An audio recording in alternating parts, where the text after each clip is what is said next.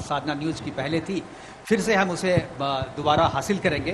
कार्यक्रम की शुरुआत हम करेंगे, लेकिन सबसे पहले मैं रीलॉन्च के बारे में चाहूँगा कि आप दो शब्द जो हमारे दर्शकों को बताएं, उसके बाद हम क्वेश्चन और आंसर का सिलसिला शुरू करेंगे। देखिए, साधना न्यूज़ के रीलॉन्चिंग में मैं पूरी साधना न्यूज़ की टीम को बधाई देता हूं, शुभकामना देता हूं कि आप फिर से नए फॉर्मेट में आए हैं और बिहार की आवाज बनकर, देश की आवाज बनकर इस भारत और बिहार के समृद्धि के लिए उचित माध्यम से सही खबरों को जनता तक पहुंचाने का काम करें। और मेरी पूरी शुभकामना रहेगी, पूरी बिहार की सरकार, पूरी बिहार की आवाम चाहती है कि बिहार समृद्धि की ओर जाए, विकसित हो। इसमें एक अहम रोल साधना न्यूज़ का हो, ये मैं आग्रह करूंगा। Thank you. करते हैं तो बातचीत की शुरुआत। और जैसा कि सम्राट चौधरी जी जानते हैं और आप सब भी जानते हो कि बिहार में अभी लगातार कॉन्क्लेव का सिलसिला जारी है और लगातार जो सवाल पूछे जा रहे हैं वही सवाल सबसे पूछते हैं लोग। लेकिन मैं एक सवाल शुरुआत करना चाहूँगा जीएसटी से, चूँकि त्यौहार का सीज़न है और अभी हाल में जो जीएसटी पे जो आप लोगों ने फैसला लिया है, मुझे लगता है कि इससे ज़्यादा बड़ा और ज़्यादा अच्छा तोहफा जो है जनता को इस फेस्टिव ऑफर में नहीं हो सकता है। इससे ये जो फैसला आपने जीएसटी को कम करने का लिया है, इससे बिहार की जनता और ख़ासतौर से चूँकि अब इलेक्शन से पहले ये फैसला लिया है तो लोग इलेक्शन से जोड़ के भी इसको देख रहे हैं, तो इसको लेकर के आपके पीछे, इस डिसीजन के पीछे विजन क्या था और इससे जनता को आपको लगता है कि कितना उसे फायदा मिलेगा? देखिए मुकेश जी, मैं एक चीज क्लियर करना चाहता हूं कि इससे देश के चुनाव में कोई फर्क नहीं पड़ता है। देश की जनता के लिए काम किया गया है और प्रत्येक 6 महीने पे चुनाव है, तो भारत की सरकार काम कैसे करेगी? अभी चुनाव है, फिर 6 महीने के बाद बंगाल, असम, केरल, तमिलनाडु में चुनाव है, फिर उसके 6 महीने के बाद हिमाचल में चुनाव है, पंजाब में चुनाव है, उसके 6 महीने के बाद उत्तर प्रदेश में चुनाव है। तो ये पहले तो मैं बता दूं, ये राष्ट्र के निर्माण की बात है और उसमें बिहार एक अंग है। और मोदी जी तो प्रत्येक 2 महीने पर एक बड़ा काम कर देते हैं, तो कितना चुनाव से जोड़िएगा। मैं लेकिन जरूर, मेरे लिए गौरव का क्षण है कि मैं बिहार के वित्त मंत्री, उप मुख्यमंत्री की हैसियत से आदरणीय प्रधानमंत्री जी ने बिहार में उप मुख्यमंत्री बनने का निर्देश दिया, आदरणीय मुख्यमंत्री नीतीश कुमार जी के साथ काम कर रहा हूं और पिछले 1.5 साल से हम लोग जीएसटी के ऊपर रेट रेशनलाइजेशन का काम कर रहे थे, इंश्योरेंस के, मेडिकल इंश्योरेंस के ऊपर काम कर रहे थे। तो हम लोगों ने 5 लाख, हमारी जो अनुशंसा थी कि 5 लाख तक का कोई हेल्थ इंश्योरेंस लेता है तो उसको हम एग्जेम्प्ट करें या 5% टैक्स लगाएं, 12% के स्लैब को मिनिमाइज किया जाए, कम से कम आइटम उसमें रखे जाएं। लेकिन देश की परिस्थिति और देश में आदरणीय प्रधानमंत्री जी ने जिस तरह स्वदेशी अभियान चलाया 15 अगस्त से, और इस देश में स्वदेशी अभियान के तहत लोकल फॉर वोकल की चर्चा आदरणीय प्रधानमंत्री जी ने किया। उसके बाद प्रधानमंत्री जी ने विशेष तौर पर निर्देश दिया कि 12% और 28% पूरी तरह टैक्स को एग्जेम्प्ट करो। बिल्कुल, बहुत बड़ा फैसला। और मेरे लिए उस समय चिंता आया क्योंकि लगभग 25% टैक्स इन दोनों स्लैब से आते थे। इन दोनों को मिनिमाइज करके 2 सेक्टर में 5 में ले जाना, 5% टैक्स में ले जाना और 18% में ले जाना, लगभग 93,000 करोड़ का लॉस है, 93,000 करोड़। लेकिन मोदी जी का संकल्प था स्वदेशी अभियान चलाना है, भारत के चीजों को भारत के लिए, भारतीयों के लिए उपयोग के लिए लाना है। तो मैं मोदी जी को धन्यवाद देता हूं कि 22 सितंबर से नए स्लैब पर पूरे देश में बिक्री शुरू हो जाएगी। इसलिए मोदी जी को धन्यवाद दीजिए, वो लगातार नई नई चीजें करते रहते हैं। हम लोग, मेरे लिए गौरव का क्षण था कि मैंने रिपोर्ट जारी किया, बिल्कुल, मैंने रिपोर्ट दिया जीएसटी काउंसिल को, लेकिन मोदी जी का साफ निर्देश था कि आम गरीबों की चिंता करो, रोटी, कपड़ा, मकान, किसान, इसकी चिंता करो। एक चीज और, जब आपने रिवेन्यू की बात करी, बिहार में अक्सर रिवेन्यू डेफिसिट की बात की जाती है। इससे पहले एक बड़ा फैसला आपकी सरकार ने लिया था शराबबंदी का, जिसका असर भी देखने को मिला, लेकिन रिवेन्यू लॉस उससे भी था। अभी जो आप ये कर रहे हैं, इससे भी रिवेन्यू लॉस हो रहा है। विपक्ष का ये आरोप है कि देखिए, ये बोझ जो है वो बढ़ रहा है। समाज को बढ़ाने के लिए बहुत कष्ट झेलना पड़ता है। मैं 2000 ले जाता हूं आपको। यहां लालू प्रसाद जी ने कहा था कि मेरे लाश पर, मेरे डेड बॉडी पर झारखंड बटेगा, लेकिन जब सत्ता की लालच तो लालू प्रसाद जी ने सत्ता को चुना और झारखंड को बंटने दिया। हम लोग विधायक के तौर पर सीने पे पत्थर रखकर झारखंड बांट रहे थे। सरदे अटल बिहारी वाजपेयी जी का कमिटमेंट था कि हम झारखंड आदिवासी समाज के कल्याण के लिए बांटें, और उस समय का रेवेन्यू ऑलमोस्ट 87% उस झारखंड से था, और इस बिहार से मात्र 13% रेवेन्यू था। बिल्कुल, तो क्योंकि आदिवासी के कल्याण की बात थी, इसलिए झारखंड बंटने दिया सभी लोगों ने।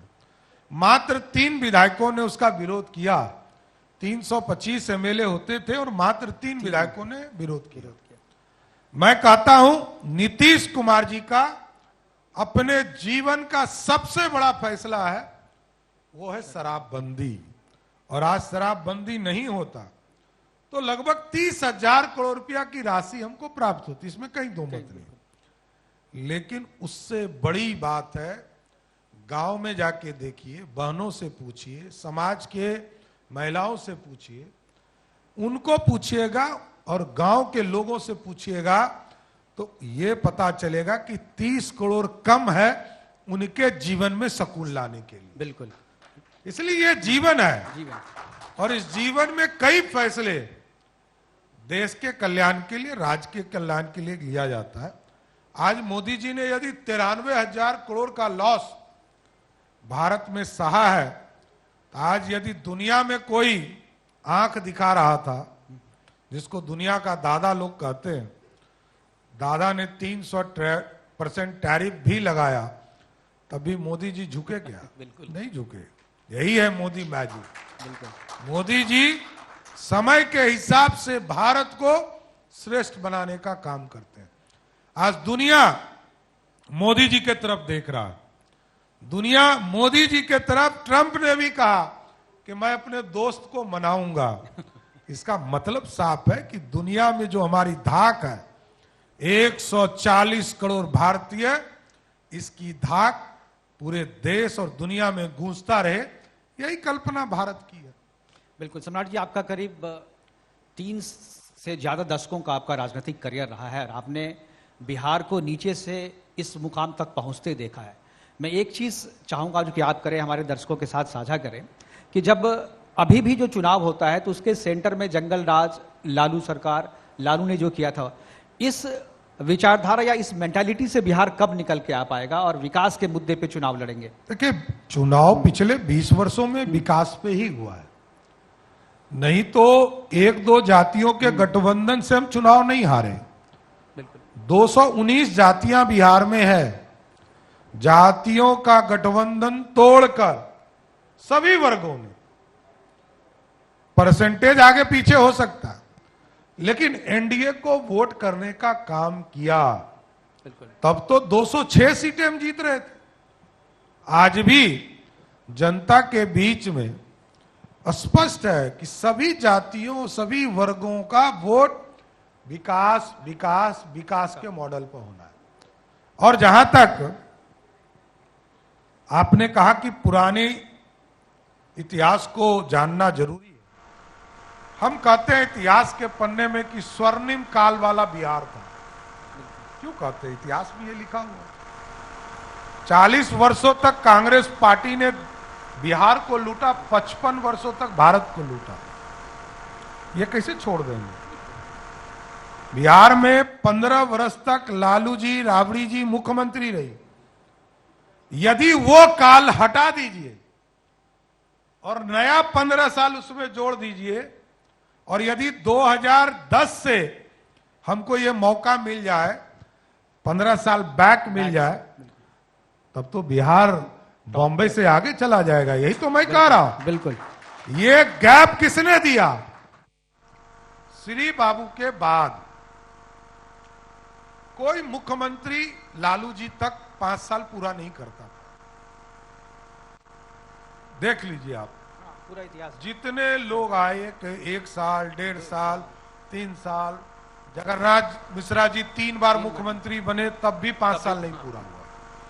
कर्पूरी ठाकुर जी भी 2 बार मुख्यमंत्री बने, 5 साल नहीं हुआ। 5 साल पूरा नहीं हुआ। तो आप समझिए, ये लोकतंत्र है। लोकतंत्र में समाज जनमत के माध्यम से सरकारें चलती है।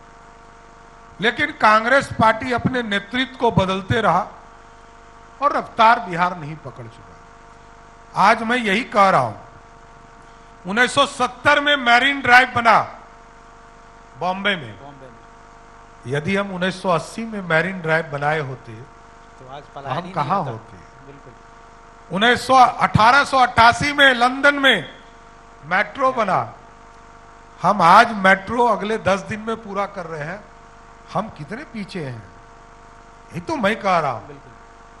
इस सारे पाप का भागीदार जो लोग हैं, उनको जनमत से बाहर करना होगा।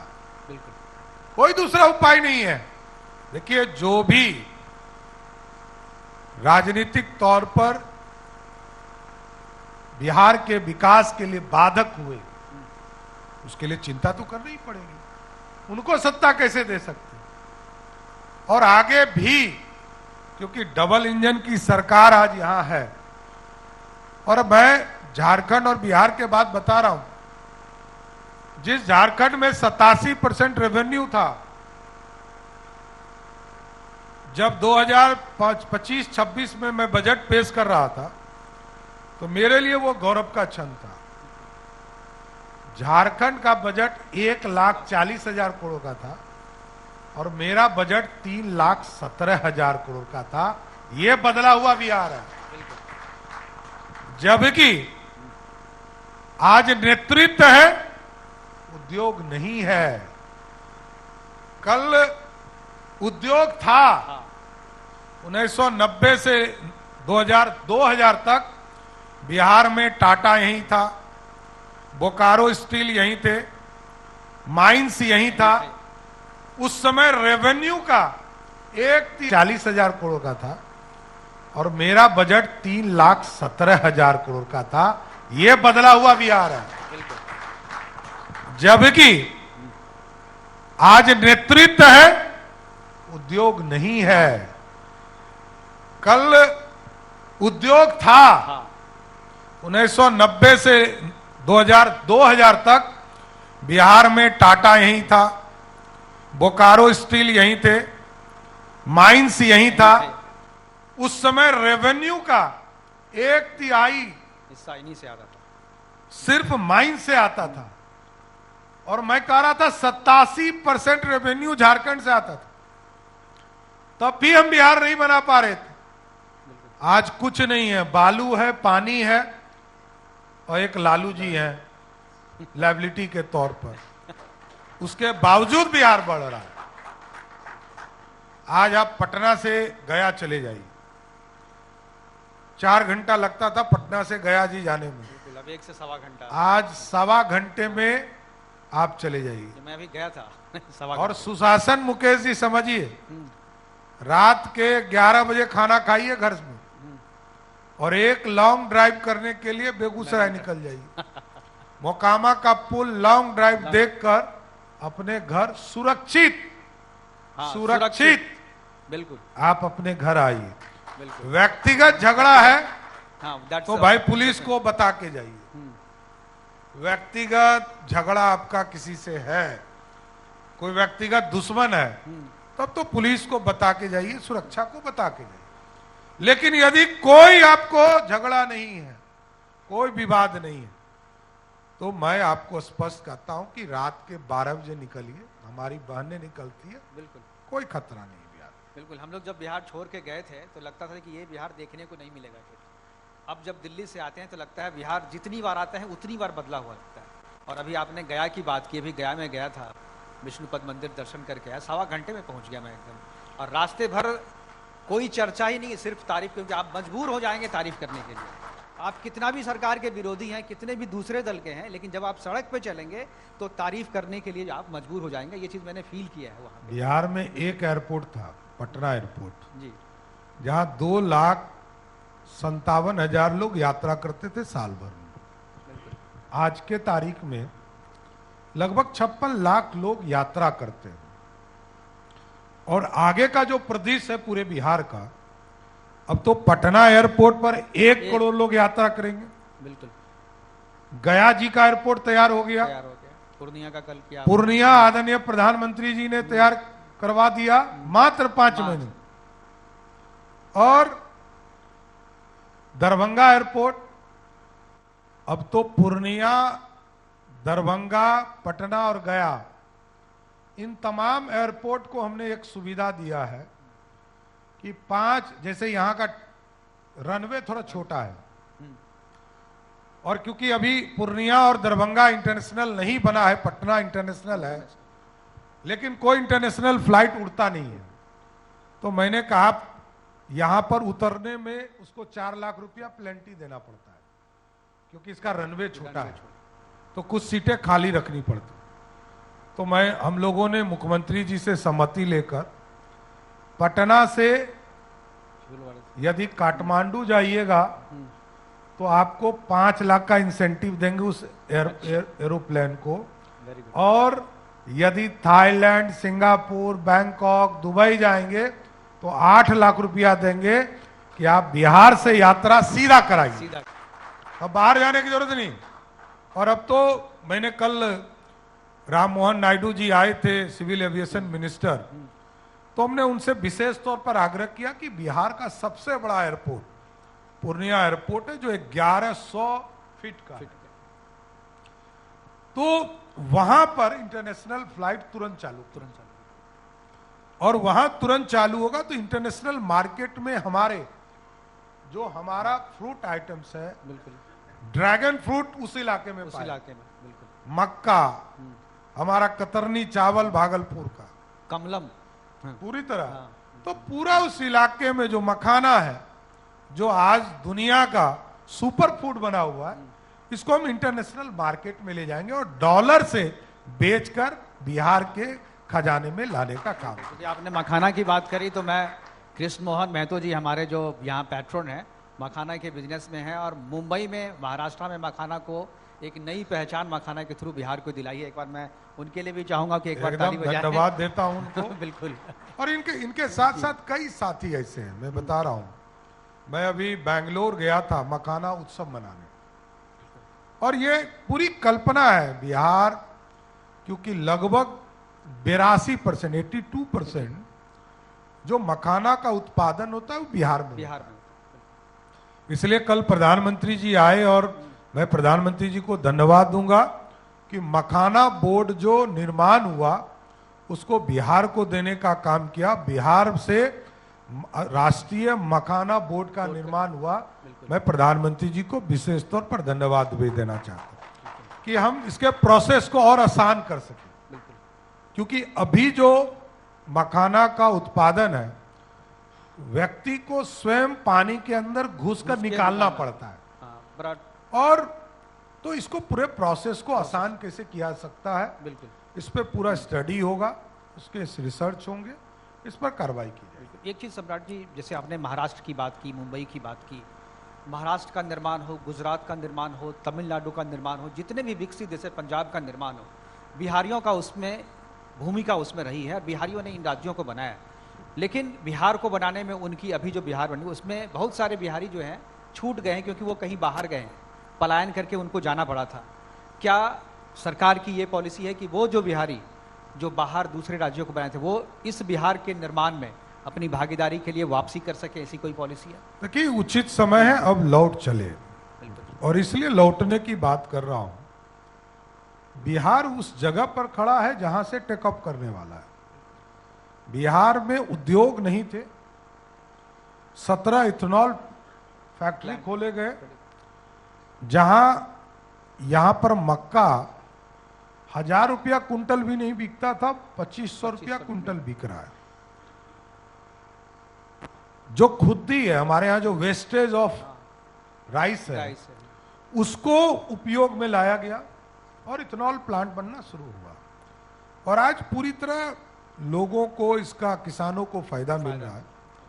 लेकिन इससे बड़ा चीज मैं कह रहा हूं, अभी 4 एक्सप्रेसवे हम बना रहे हैं, दरभंगा आमस, रक्सौल हल्दिया, पटना से पूर्णिया, और किशनगंज, सिल्लीगुड़ी से गोरखपुर। इन सभी जगह पर पहले जब हम शहर में जमीन खरीदते थे, जैसे पटना में यदि 100 एकड़ जमीन लेना हो तो हमको कम से कम 300 करोड़ रुपया चाहिए, खर्चा करें। लेकिन हम लोगों ने एक्सप्रेसवे के बगल में जमीन खरीदना शुरू किया। आज लगभग 14,000 एकड़ जमीन हमने खरीदा है, और राशि लगी है 1,000 करोड़।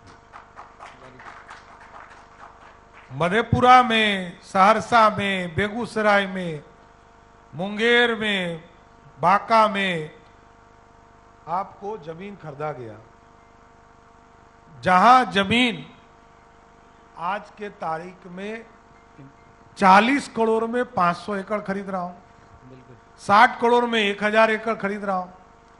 तो लोगों को ये माइंडसेट था कि ये लैंड लॉक स्टेट है, लेकिन अब पूरा बदल चुका, ये मिथ टूट रहा है। इंफ्रास्ट्रक्चर खड़े हो रहे हैं, रोड बन रहे हैं, क्योंकि अगले 2 साल में वो फैक्ट्री तैयार होगी और अगले 2 साल में एक्सप्रेसवे तैयार होगा। दोनों जब तैयार होगा तो पूरा इंडस्ट्री खड़ी हो जाएगी बिहार के लिए।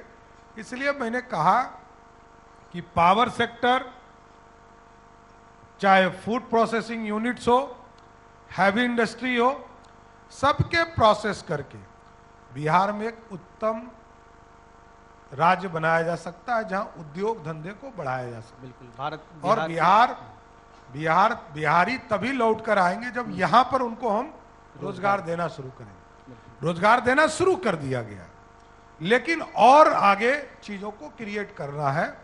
इसलिए अगले 5 साल के लिए मुख्यमंत्री नीतीश कुमार जी ने टारगेट किया है कि 1 करोड़ लोगों को हम रोजगार और सरकारी नौकरी बिहार में देने का काम करेंगे। बिल्कुल, ये बदलता हुआ बिहार। एक चीज आपने कहा कि अगले 5 साल तक मुख्यमंत्री नीतीश कुमार जी, क्या 5 साल तक रहेंगे मुख्यमंत्री नीतीश कुमार जी? इसमें दिक्कत कहां है? 2000 से नीतीश कुमार जी के नेतृत्व में भारतीय जनता पार्टी लड़ रही है जी, आगे भी लड़ेगी। पॉलिटिकल सवाल पे आते हैं। बिहार के निर्माण पे बहुत बात हो गई। अभी तेजस्वी यादव जो है वोट चोरवा करके एक तरीके से कैंपेन निकाला है, और जिस तरीके के इल्ज़ाम लगा रहे हैं, मैं कह रहा हूँ कि राजनीति में बिलो द बेल्ट जो चीज़ें होते हैं उस तरीके के इल्ज़ाम लगाए जा रहे हैं। क्या आपको लगता है कि ये मुद्दे से भटकाने की बात है, या उनकी बात में कोई सच्चाई है? नहीं, मुद्दा ही नहीं है ये, मुकेश जी, मुद्दा ही नहीं है। देखिए, स्वयं लालू जी का परिवार ने कहा कि मेरे वोटर इपिक का नंबर बदल गया, वो फॉल्स हो गए। 2015 का चुनाव लड़े, 2020 का चुनाव लड़े, जिस इपिक नंबर से लड़े थे वो वोटर लिस्ट में नाम है। एक वरिष्ठ आईएएस ऑफिसर ने कहा कि मेरा और मेरी पत्नी का वोटर लिस्ट से नाम कट गया, वो भी वोटर लिस्ट में आ गया।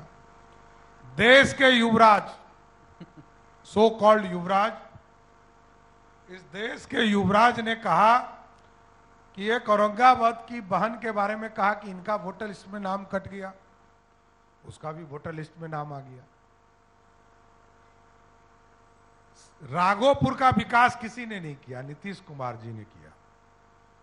और राघोपुर यदि कांग्रेस पार्टी और राजद ने विकास किया होता तो सिंगापुर बन गया होता।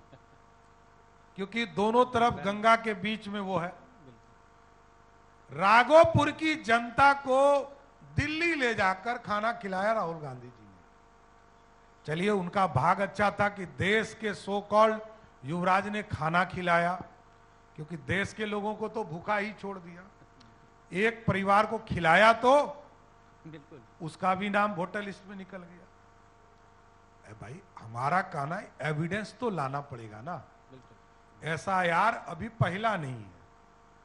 मोदी जी के राज में एसआर आया, राबड़ी देवी जी के राज में एसआर आया, कांग्रेस के कई सरकारें ने एसआईआर किया। लेकिन वोट चोरी क्या होता है ये मैं बताता हूं। वोट चोरी होता है सुप्रीम कोर्ट का जज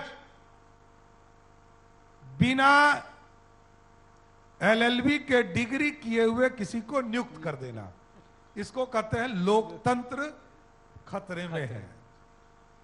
किसी कांग्रेस पार्टी के नेता को जो लोकसभा का चुनाव लड़ा हो, राज्यसभा का गया हो, उसको हाई कोर्ट और सुप्रीम कोर्ट का जज बना देना।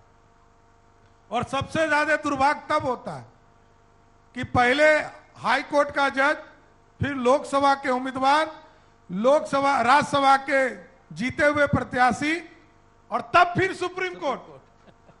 ऐसा अनोखा देश। दूसरा, याद कीजिए 1977 को लालू जी ने अपनी बेटी का नाम मीसा रखा। जिस केस में वो जेल में रहे, लोकतंत्र समाप्त, लोकतंत्र की हत्या हो गई। इंदिरा गांधी जी के केस में वो हार गई, तो पूरी तरह सरकार में इमरजेंसी लगा दिया। पत्रकार जेल में, आप जैसे बोल रहे हैं, आप बोल भी नहीं पाते, बेऊर जेल में रहते। मैं भी नहीं बोल पाता, बेऊर जेल में रहता। तो लोकतंत्र की हत्या इसको कहते हैं। नेता जेल में, अभिनेता जेल में, पत्रकार जेल में, यह है लोकतंत्र की हत्या। बिल्कुल। और आज तो लोकतंत्र है। मोदी जी 11 साल से प्रधानमंत्री हैं। आप बता दीजिए कितने राज्यों में इन्होंने सरकारें बर्खास्त कर दी। लेकिन 168 सरकार ऐसी है। सिर्फ इंदिरा गांधी जी ने यह कहा कि हम लोकसभा चुनाव जीत गए तो विधानसभा में भंग करता हूं, क्योंकि लोकतंत्र खत्म हो गया। अब बताइए, यही कानून था। तब तो कोई पूछ नहीं रहा था, इनका पोता पूछिए नहीं रहा था। देखिए, इसलिए लोकतंत्र पे चर्चा करने से पहले लोगों को समझना पड़ेगा कि लोकतंत्र होता क्या है। ये राजतंत्र वाले लोग हैं। अब देखिए, लालू जी का बेटा हल्ला कर रहा है, राजीव गांधी जी का बेटा हल्ला कर रहा है, करुणानिधि जी का बेटा हल्ला कर रहा है, मुलायम सिंह जी का बेटा हल्ला कर रहा है, ममता दीदी का भतीजा हल्ला कर रहा है, और बाल ठाकरे जी का पोता हल्ला कर रहा है। तो यही देश में राजतंत्र और लोकतंत्र का फर्क है। एक व्यक्ति और है जो हल्ला कर रहा है, प्रशांत किशोर। प्रशांत किशोर कह रहे हैं कि एक बार लालू, एक बार नीतीश। भाई, बिहार में तो यही दोनों हो रहे हैं। देखिए, कुकुर मुत्ते की तरह पार्टियां आती है जाती है, कोई फर्क नहीं पड़ता। तो प्रशांत किशोर को आप सीरियसली नहीं लेते? अच्छा, एक चीज बताइए, पहले वो भी किसी पार्टी के सदस्य रहे। 13 पार्टियों को इस देश में चुनाव जिताने हराने का काम किया। मेरा यह स्पष्ट मानना है, बिहार में आपको सस्टेन करना पड़ेगा। बिहारियों को भरोसा देना पड़ेगा कि अगले 10 वर्षों तक बिहार में ही रहेंगे, फिर कहीं कोई धंधा करने नहीं निकल जाएंगे। बस इतनी ही बात है। एक चीज सम्राट जी, जैसे एनडीए की बात चली है, तो एक चिराग पासवान के बारे में भी अभी और कुछ दिन पहले जीतन राम मांझी जी का भी बयान आया। तो इसे आप प्रेशर पॉलिटिक्स कहेंगे या एनडीए में सब कुछ ठीक ठाक चल रहा है? देखिए, सबकी अपनी अपनी पार्टी है। एनडीए मिलकर लड़ता है। पार्टी के अंदर अपनी चर्चा सब लोग करते हैं, सब स्वतंत्र हैं, सबकी पार्टी अपनी अलग अलग है। हम जब एनडीए के साथी बैठेंगे, आदरणीय राष्ट्रीय अध्यक्ष जी हमारे और सभी पार्टी के राष्ट्रीय अध्यक्ष बैठेंगे, सारा निर्णय हो जाएगा, कहीं कोई दिक्कत नहीं। कोई इसमें कोई दिक्कत अभी तक तो कोई विवाद नहीं हुआ है, बिल्कुल आगे भी नहीं होगा। स्टेटमेंट है। एक चीज़ और लोग, मैं कहूँगा अगर हमारे कोई दर्शक सवाल पूछना चाहें तो वो भी सवाल पूछ सकते हैं। एक बार मैं चाहूँगा जी कि एक बार उनके पास भी माइक दे, वो भी सवाल पूछ सकते हैं। और अपना सबसे पहले अपना परिचय बताएं, उसके बाद आप सवाल पूछें। जी नमस्कार, मैं प्रभात भूषण गोदावरी फाइनेंशियल सर्विसेज से। माननीय उप मुख्यमंत्री से पूछना चाहता हूँ मैं कि थोड़ा ऑडियो दीजिए जरा, इनकी आवाज़ नहीं आ रही।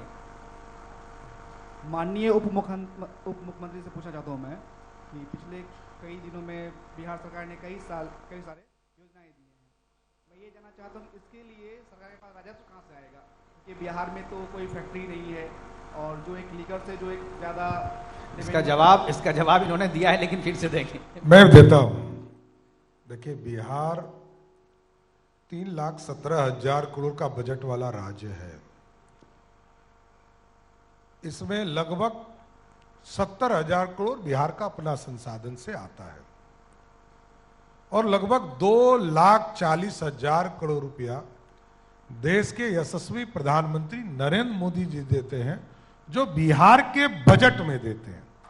ये एयरपोर्ट छोड़ दीजिए, रोड छोड़ दीजिए, लेकिन आपने जो चर्चा किया उसका मूल चीज ये है कि हम जब भी कोई स्कीम सैंक्शन करते हैं तो बिना बजट के सैंक्शन कर ही नहीं सकते। पहली बात, हम लोगों ने एक एक स्वरूप में बजट व्यवस्था किया, कहां पर फ्लो ऑफ मनी करना है।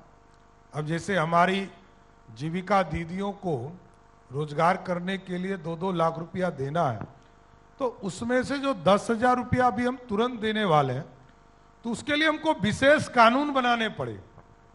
बीसीएफ के माध्यम से लगभग 20,000 रुपया जनरेट करना पड़ा। कोई ऐसे नहीं आ सकते, ये बात सही है। हम लोन लेंगे, हम बजट का प्रावधान के माध्यम से लगभग 50,000 करोड़ से हम लोगों ने प्रगति यात्रा के स्कीम्स को सैंक्शन किया।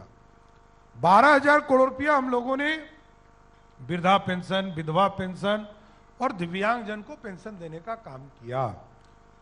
तो इसलिए ये पूरी तरह बजट के अंदर है, बजट के प्रावधान के अंदर है।